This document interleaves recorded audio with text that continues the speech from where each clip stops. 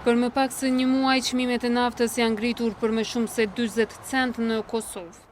Aktualisht, çmimet po sillen deri në rreth €1.60. Nga shoqata naftëtarëve të Kosovës i kanë thënë RTK-s se çmimet po caktohen në bazë të bursës ndërkombëtare, teksa kanë paralajmëruar edhe më tej ngritje. Ndërsa Inspektorati i Tregut tashmë ka shqiptuar gjoba për 2 kompani që nuk kanë respektuar vendimin për caktimin e marzhës në fitim. Përfaqësues të bizneseve theksojnë se Kosova është vend i ndjeshëm ndaj zhvillimeve që ndodhin në botë. Kjo për shkak edhe të varësisë nga importi.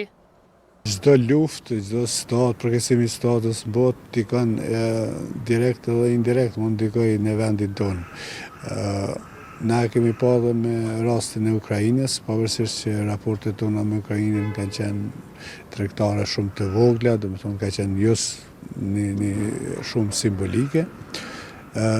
Lufta ndikoi indirekt në rritjen e çmimeve të produkteve tjera, të cilat afektuan jashtëzakonisht shumë në vendin tonë.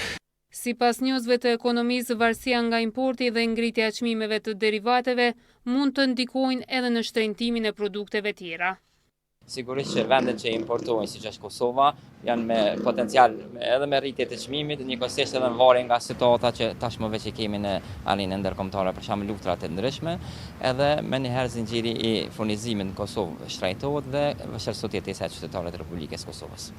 Për drejt të rritjes së çmimit.